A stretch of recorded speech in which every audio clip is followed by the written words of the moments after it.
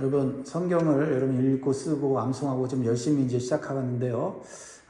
성경의 중심은 예수 그리스도입니다. 성경을 통해서 예수님을 만나야 돼요. 예수님을 만나야 올바른 성경 읽기, 성경 쓰기, 성경 암송이 되는 줄 믿습니다. 또한 한 가지가 있어요. 또 한 가지가 성경을 통해서 하나님 나라를 볼 수 있어요. 예수님과 하나님 나라. 우리가 이 땅 세상에서 살다가 죽고 가는 것이 아닙니다. 하나님의 나라가 이 땅에 임하여서 우리가 하나님 나라에서 영원히 사는 거예요. 하나님 나라의 백성으로 살게 하는 말씀이 바로 성경입니다. 성경은 우리를 예수를 통해서 구원받게 하고, 구원받으면 끝나는 게 아니라 구원받은 자의 삶을 사는데 어디서 사느냐? 하나님 나라의 통치를 받으면서 이 땅에 사는 거예요. 할렐루야. 그렇기 때문에 우리가 두 가지 생각해야 돼요. 성경을 읽을 때, 성경을 대할 때, 말씀을 들을 때 예수 그리스도를 통한 구원, 그리고 하나님 나라 백성의 삶. 따라합니다. 예수 그리스도를 통한 구원, 하나님 나라의 백성으로서의 삶.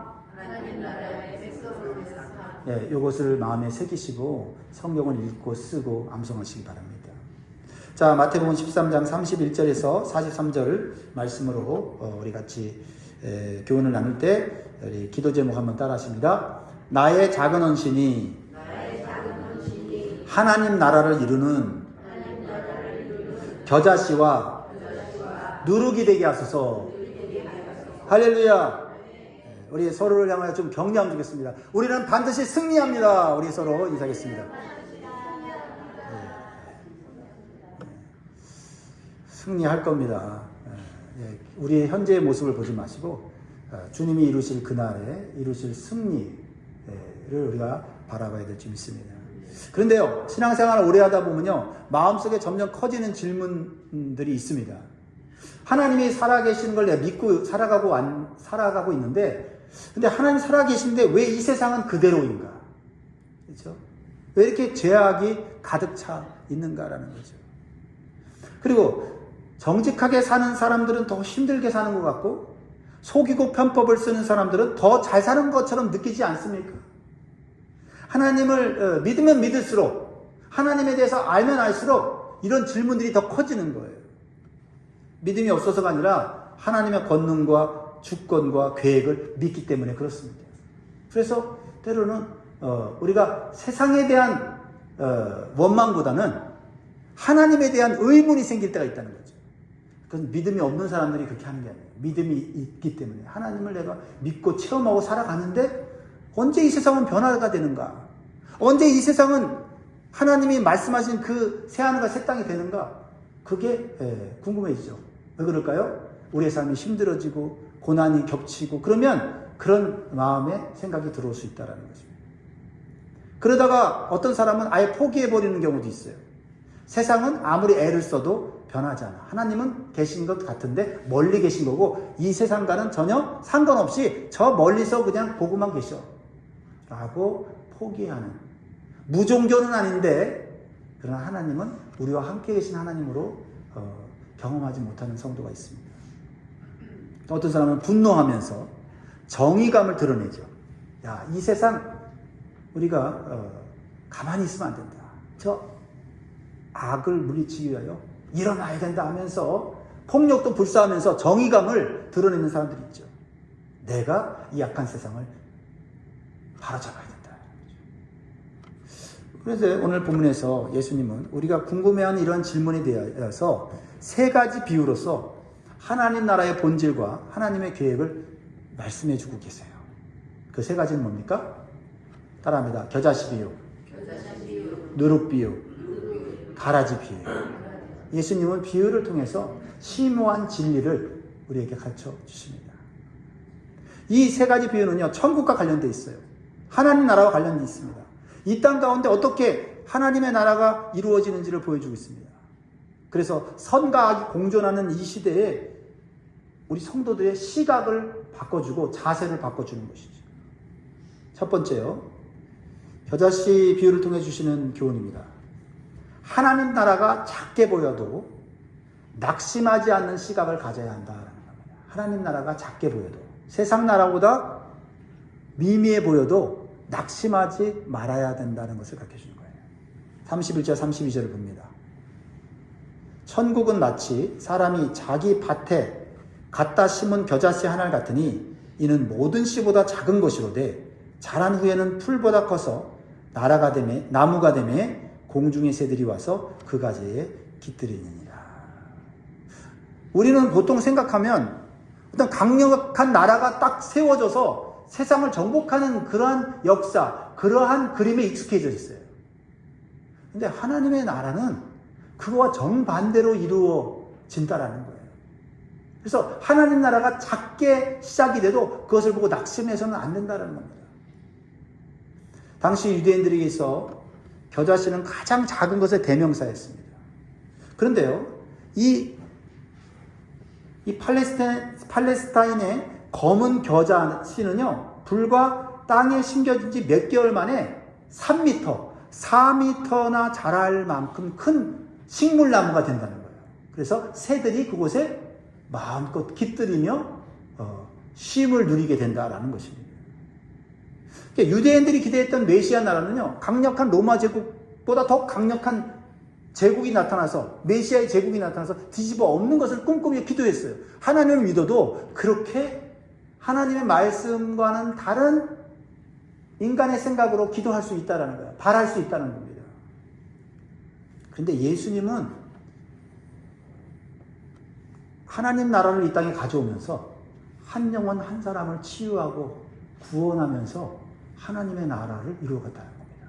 아니, 그렇게 해서 언제 강력한 나라를 만들 수 있을까 의심이 될 수 있다는 것입니다. 그런데 하나님은 세상 나라처럼 강대국이 세워져서 무너뜨리고 나면 또 다른 강대국이 나타나서 또 그 강대국을 무너뜨리는 이런 형식이 아닌 한 사람 한 사람을 하나님의 사랑으로 구원하고 하나님의 능력으로 살아갈 수 있는 하나님의 백성을 이 땅 가운데 만들어 가시는 방식으로 하나님 나라를 이루어서 하나님 편에서 안식하고 평강을 누리는 삶을 살도록 하시는 것이 바로 하나님의 나라다.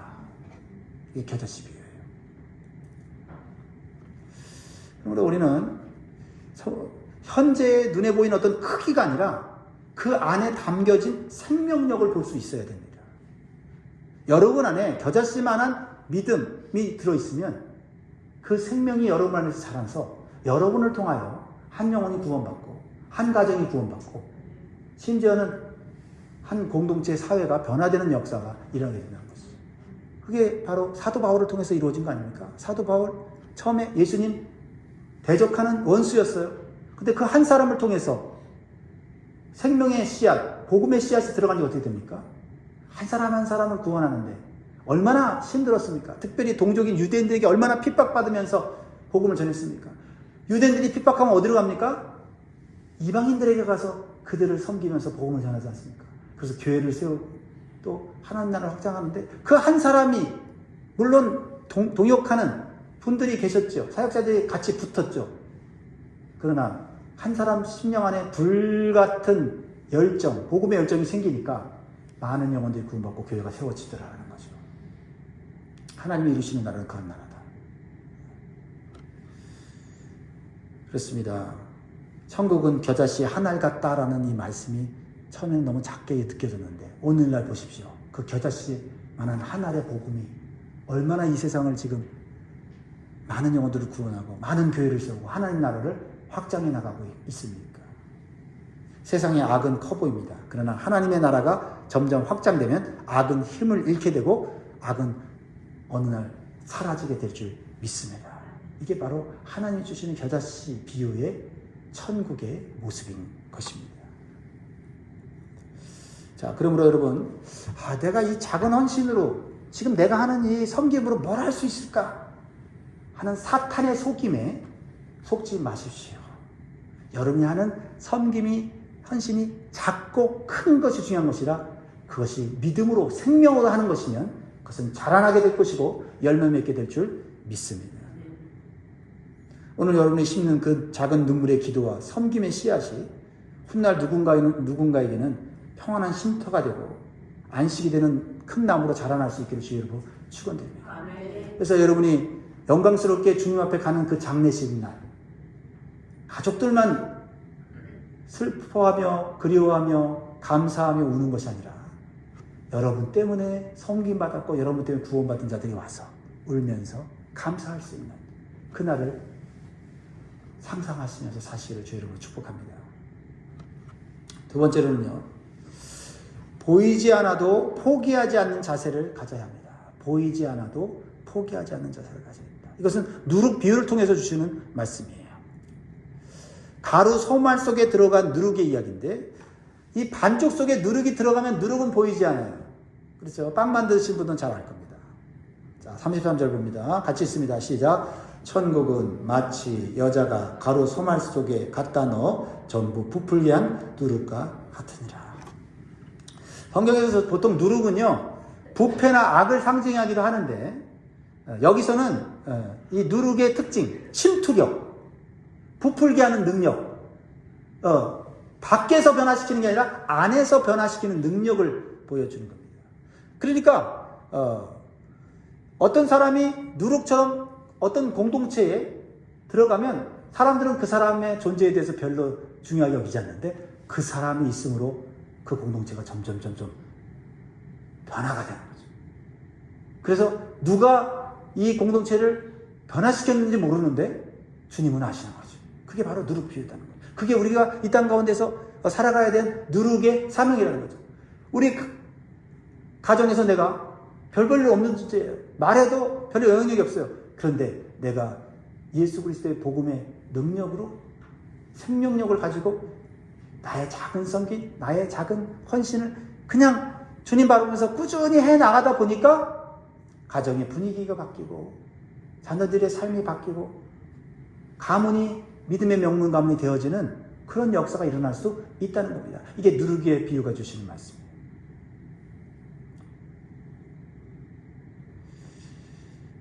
어느 한 집사님의 실제 고백입니다. 이 여자 집사님은 예수님을 전혀 모르는 엄격한 유교 집안으로 시집을 갔습니다. 제사가 1년에 8번이나 됩니다.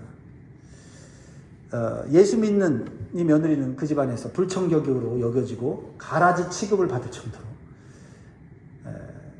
미움과 또 멸시를 받았습니다. 명절이 올 때마다 큰 집에 가면 이 여자 집사님에게 하는 얘기는 예수 믿는 애가 우리 집에 들어와서 우리 집안이 기울어지고 있다라는 정말 가슴 아픈 얘기를 자주 들어야만 했습니다.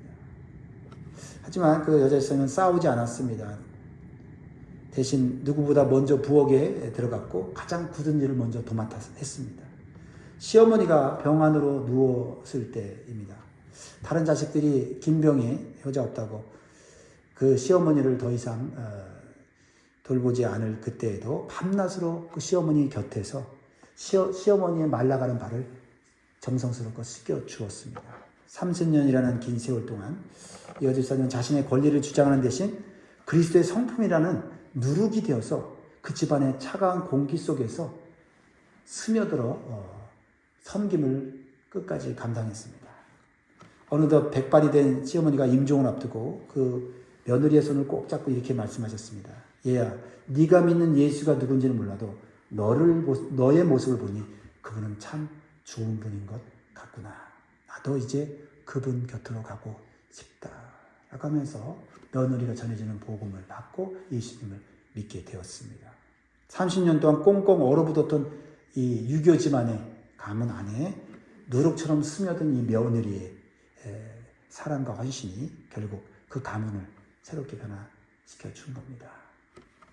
사실 우리가 섬긴다고 하고 헌신한다고 하지만 정말 우리보다 더 거친 환경 속에서 섬기고 헌신함으로 그 가정이 가족이 변화되는 것을 들어보면 나는 아직도 멀었구나. 교회 안에서 칭찬받는 신자지만 진짜 우리 가족 속에서 내가 정말 멸시와 비난을 받으면서 참고 견디며 누룩처럼 하나님의 사랑을 실천하고 있는가를 볼 때는 부족하다는 생각을 들 수가 있을 것입니다. 사랑하는 성도 여러분, 우리는 이제 세상을 닮아가는 자가 아니라 세상을 뒤바꾸는 거룩한 누룩이 되도록 소망하게 될 줄 믿습니다. 비록 우리는 나이가 들어 늙고 병들었지만 우리 안에는 예수 그리스도의 생명이 있기에 우리가 있는 그곳에서 우리는 존재감을 다른 사람에게 줄 수는 없어도 우리가 있기 때문에 밀가루의 반죽이 부푸는 것처럼, 누룩이 있기 때문에 부푸는 것처럼 누가 그렇게 하는지 모르는데 그 공동체가, 그 가족이, 그 모임이 변화되는 것을 우리가 꿈꾸면서 남은 인생을 살 수 있기를 주로 축복합니다. 그것이 천국을 소망하며 천국의 시민으로 사는 길입니다. 마지막 세 번째로는요, 지금 판단하지 않고 기다리는 태도를 가져야 된다는 겁니다. 지금 판단하지 않고 기다리는 태도를 가져야 된다. 이 가라지의 비유의 교훈입니다. 당장 고치고, 당장 제거하고, 당장 깨끗하게 하면 될 것 같은 그런 마음이 들 때가 있어요. 그러나 주님의 생각은 달라요. 당장 제거하지 않고, 당장 심판하지 않으시는 주님의 모습 때문에 우리가 때로는 시험받을 때가 있다. 사람에게 시험받는 게 아니라 주님께 시험받을 수가 있다는 거죠. 예수님은 가라지 비유를 통해서 어떤 주인이 자기 밭에 좋은 씨를 뿌렸는데 밤새 원수가 와서 가라지를 뿌리고 갑니다. 그래서 이 좋은 씨앗과 가라지가 같이 자라는 현상 속에서 그 종들이 답답해하면서 주님, 저거 빨리 뽑아버려야 되겠습니다. 저것 때문에 우리 마음이 불편합니다. 괴롭습니다. 그래서 예수님이, 주님이 하시는 말씀 뭐라고 합니까? 가만두어라. 가만두어라. 이 가만두어라 할 때 가장 답답한 게 열정이 있는 사람. 그죠? 정의감이 있는 사람. 뭔가 내가 주님을 위해서 큰 일을 하고 싶은 사람들이 답답할 때가 있다는 거죠. 예수님께서 36절에 이렇게 말씀합니다. 이 비유를 설명하시는 내용인데요. 이에 예수께서 무리를 떠나사 집에 들어가시니 제자들이 나와 이르되 밭에 가라지의 비유를 우리에게 설명하여 주소서. 37절 대답하여 이르시되 좋은 씨를 뿌리는 이는 인자요 밭은 세상이요 좋은 씨는 천국의 아들들이요 가라지는 악한 자의 아들들이요 라고 말하고 있습니다.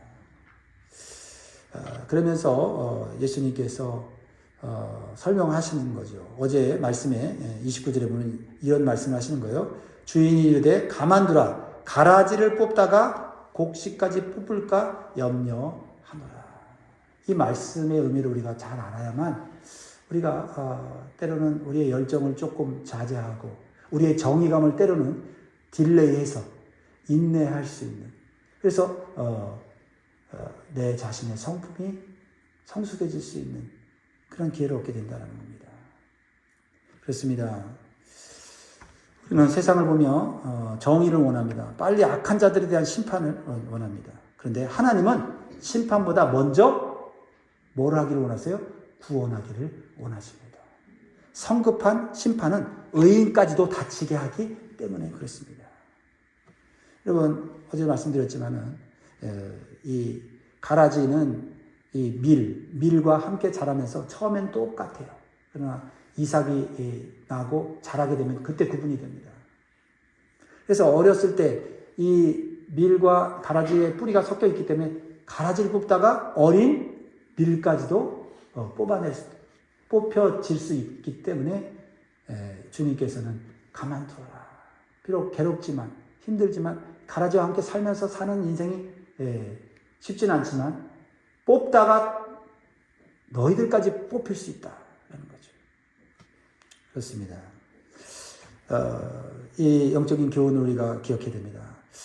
저런 악한 사람을 왜 그냥 두시는가? 그러나 주님은 우리가 판단자가 되어서 타인의 죄를 정죄하다가 스스로 나도 죄를 짓는 그런 오류에 빠지게 된다는 것이죠. 그걸 조심하라는 거죠. 그리고 주인이 가라지를 그대로 두라고 하신 것은 가라지가 귀해서가 아니라 알고 긴 성도가 귀하기 때문에 보호하기 위해서다라는 겁니다. 우리가 믿음이 성숙해져서 정말 죄의 영향을 받지 않는 그러한 자리까지 오를 때까지는 사실은 구원받았지만 믿는 자나 안 믿는 자나 비슷합니다. 그렇지 않습니까? 그래서 우리도 구원받은 것 외에는 세상 사람들을 정죄할 만한 자격이 없어요. 그래서 그런 상황에서 주님께서 우리를 심판하신다면 우리도 우리 죄 때문에 심판받아야 되는 상황이 된다 이 말입니다. 사실 우리가 의인이 되었지만 아직 미성숙하고 부족한 점이 많습니다. 그러므로 우리는 주님이 기회를 주실 때 회개하고 주님이 기회 주실 때 말씀으로 거룩하게 하는 삶을 꾸준히 훈련해야 되겠습니다. 우리가 천국에 이르렀을 때 누더기 옷을 입고 천국에 들어갈 수는 없는 것 아닙니까?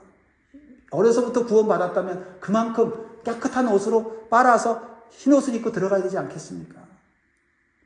예수를 늦게 믿은 사람보다 옷이 더러워져 있다고 한다면 얼마나 부끄러운 일이겠습니까? 또한 악인에게도 다시 한번 회개할 기회를 주시기 위함인 줄 믿습니다.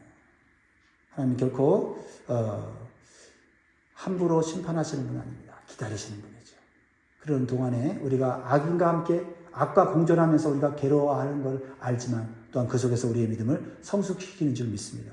그러나 분명한 것은 하나님은 결코 회개치 않는 악인들을 끝까지 내버려두지 않습니다. 마지막 추수 때는 공의롭고 무서운 심판을 단행하신다라는 겁니다. 그거를 우리가 잊지 말아야 되는 것입니다. 이제 결론을 읽고 마무리하겠습니다. 39절부터 42절까지 있습니다. 시작. 가라지를 뿌리는 원수는 마귀요 추수 때는 세상 끝이요 추수꾼은 천사들이니 그런즉 가라지를 거두어 불에 사르는 것 같이 세상 끝에도 그러하니라. 풀무불에 던져 넣으리니 거기서 울며 이를 갈게 되리라. 그렇습니다. 사랑하는 성도 여러분, 우리는요 어떻게 살아야 되겠습니까? 현재 악이 공존한 세상에 살면서 악한 자들에 의해서 우리가 때로는 핍박도 받고 괴로움을 당한다 할지라도 그것을 인하여서 우리는 흔들리지 말아야 합니다. 하나님은 공의로운 심판을 반드시 하는 날이 옵니다. 그때까지 우리는 더 거룩해져야 되겠습니다. 그때까지 우리는 믿음을 지켜야 되겠습니다. 그리고 악한 자들이 회개할 수 있도록 중보기도해야 될 줄 믿습니다. 그럴 때 43절에 우리는 천국의 빛나는 존재로 들어가게 되는데 그때 의인들은 자기 아버지 나라에서 해와 같이 빛나리라. 귀 있는 자는 들으라.